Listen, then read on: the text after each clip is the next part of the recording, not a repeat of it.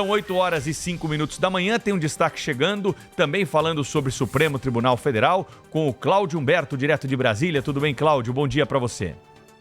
Olá, Pedro Campos, muito bom dia a todos. Olha, a semana política começa aqui em Brasília ainda sob o impacto dessa decisão do Supremo Tribunal Federal, com o detalhe, né, Pedro, de que em 2017 o Supremo decidiu exatamente o contrário, que é essa cobrança indevida de dinheiro, uma montanha de dinheiro para sustentar esse sindicalismo atrasado do Brasil, que isso era inconstitucional, a cobrança.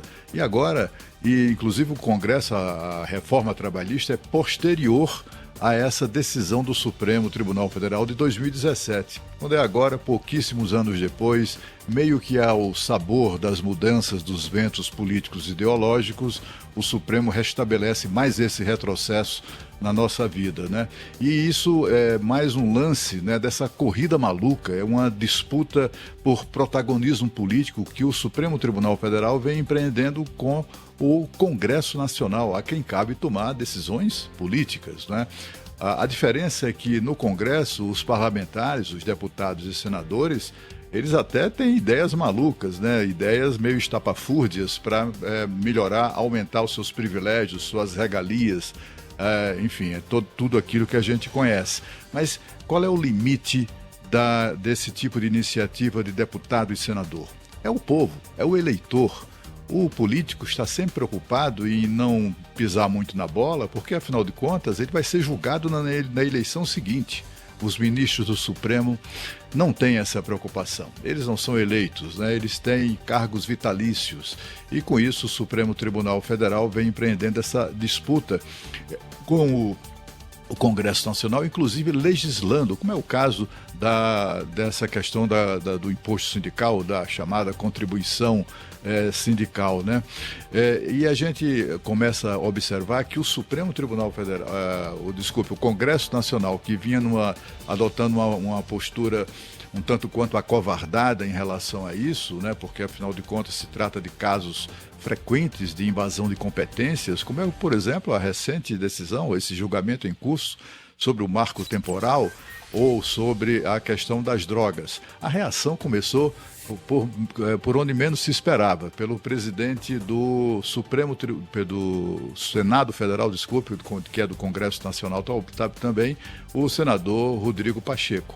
Ele advertiu, já 2 semanas atrás, o Supremo Tribunal Federal de que o julgamento, esse caso específico da descriminalização das drogas ou da maconha, é uma atribuição do Poder Legislativo. E o Poder Legislativo está discutindo esse assunto. E o Supremo não está nem aí, porque, afinal de contas, eles querem mesmo, enfim, lacrar, né? São julgamentos lacradores, politicamente lacradores, e vem nessa toada. Mas, pelo menos, o presidente do Senado estabeleceu ali um marco. Isso aqui não pode.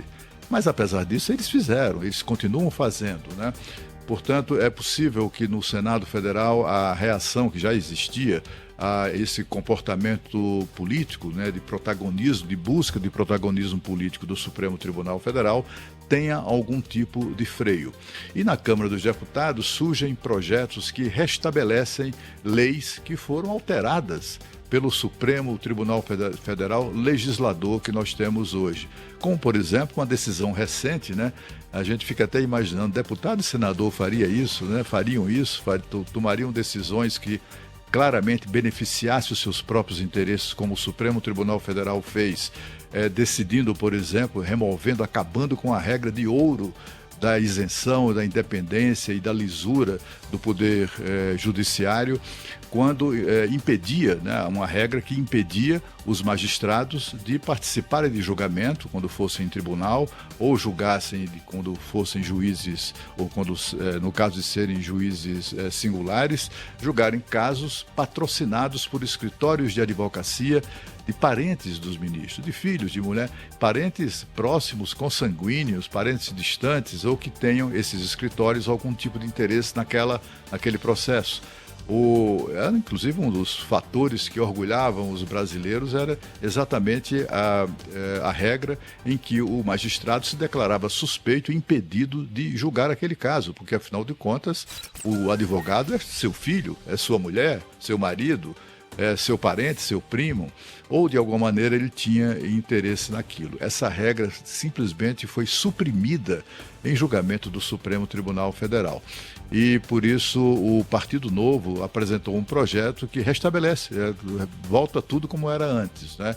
Será que o presidente da Câmara, o deputado Arthur Lira, está disposto a comprar essa briga, colocar em votação esse e outros projetos que restabelecem essas regras em que foram alteradas pelo Supremo Tribunal Federal Legislador?